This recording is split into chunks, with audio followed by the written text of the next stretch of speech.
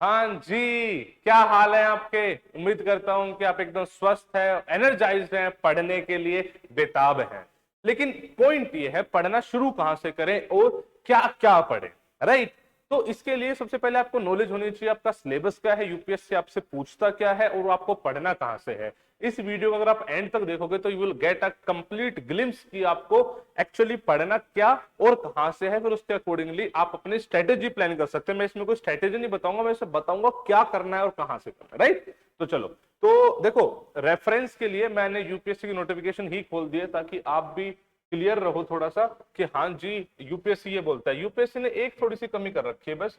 UPSC ने कुछ subject के सिलेबस को तो बहुत ही अच्छे तरीके से डिस्क्राइब करा हुआ है ना, और कुछ सब्जेक्ट को इतना अच्छे तरीके से डिस्क्राइब नहीं करा हुआ है।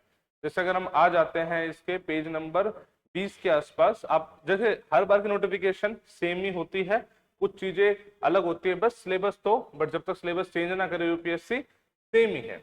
मैं आपको समझाता हूं कि क्या इसने क्लियरली मेंशन नहीं करा है और क्या क्लियरली मेंशन कर दिया है। देखो, ये एग्जामिनेशन पैटर्न यूपीएससी ने लिखा हुआ है मैथमेटिक्स जीएटी का। अब यहाँ पे सिलेबस आ जाता है, सिलेबस में सबसे पहले मैथमेटिक्स आता है, राइट। तो मैथमेटिक्स में अगर आप देखोगे तो क्लियरली कंप्लीट सिलेबस लिखा हुआ है, जिसमें अलजेब्रा के अंदर कौन कौन से टॉपिक के भी फर्दर क्लासिफिकेशन उसने लिखी हुई है।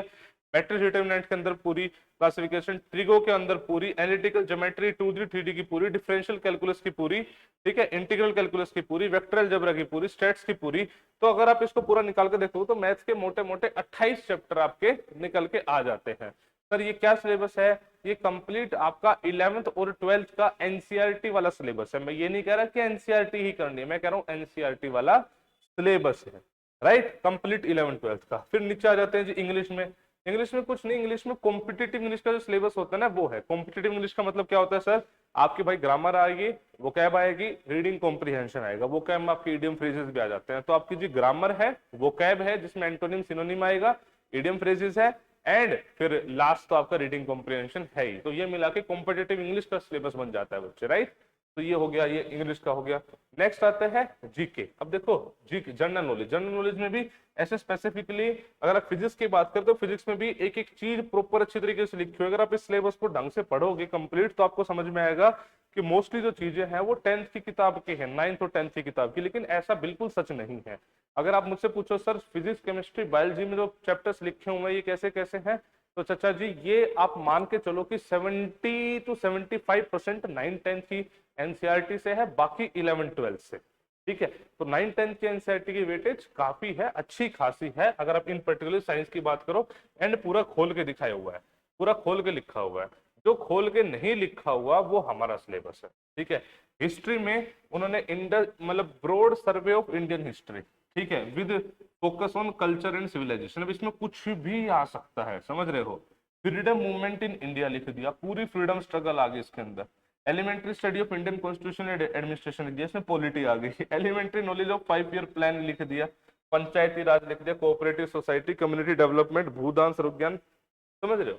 कम मतलब इसी में अगर आप ध्यान से देखो तो इसी में भाई साहब आपकी हिस्ट्री पॉलिटी दोनों आ गई, तीनों हिस्ट्री आ गई, कंप्लीट पॉलिटी आ गई, इतने से ही प्लस में इकोनॉमिक्स भी आ गई। तो अच्छे से मेंशन नहीं करा हुआ यूपीएससी ने हमारा सिलेबस, राइट। तो यहाँ पे देखोगे ये कंप्लीट सिलेबस वर्ल्ड हिस्ट्री का है, तो वर्ल्ड हिस्ट्री में इतना सब लिखा हुआ लेकिन क्वेश्चन आता नहीं है। वर्ल्ड हिस्ट्री में इतना कुछ लिखा हुआ बट क्वेश्चन आता नहीं है, ठीक है। ज्योग्राफी का सिलेबस कंप्लीटली अच्छे तरीके से मेंशन करा हुआ है। ज्योग्राफी का सिलेबस, मैं इसी सिलेबस को रेफर करके ज्योग्राफी पढ़ाता रहा हूँ। तो हिस्ट्री, पॉलिटी, इकोनॉमिक्स का सिलेबस मेंशन नहीं है बट ज्योग्राफी का सिलेबस मेंशन है, राइट। करंट अफेयर की बात कर ले। करंट अफेयर तो जैसा लिखा हुआ है जो आसपास आपके हो रहा है करंट अफेयर, कितने टाइम के? पिछले 6 महीने। तो ये वो चीजें जो आपको पढ़नी है। मैथ्स मैंने बता दी 11th 12th का कंप्लीट सिलेबस पढ़ना है, पहले एनसीईआरटी बेस बनानी फिर ऊपर जाना है। अगर आप इंग्लिश में बात करें तो कॉम्पिटेटिव इंग्लिश पढ़नी है। साइंस की बात करें तो 70 to 75% 9th 10th की आती है। और अगर जीएस की बात करें तो ऐसा कुछ क्लास वाइज में सिलेबस डिस्क्राइब नहीं कर पाऊंगा। जो मैक्सिमम लेवल होता है जो सीडीएस का वही सिलेबस होगा जो एनडीए का होगा, ठीक है। बस थोड़ा सा क्वेश्चन पूछने का ऊपर नीचे हो जाता है बट क्लास स्पेसिफिक में नहीं कर सकता। तो ये बच्चे आपकी कंप्लीट डिटेल थी। ये सिलेबस हर एनडीए एग्जामिनेशन के एस्पिरेंट में लगभग सेम रहेगा जब तक यूपीएससी कोई मेजर चेंज ना करे। तो अब देख लो आपको कौन सी चीजें कहां से पढ़नी स्टार्ट करनी है, अपनी एक स्ट्रेटेजी अब बनाना शुरू, ठीक है। तो उम्मीद करता हूं कि इससे आपको जरूर हेल्प हुई होगी। और पढ़ते रहिए, मुस्कुराते रहिए, अपने सेहत का ख्याल रखें। जय हिंद, जय भारत।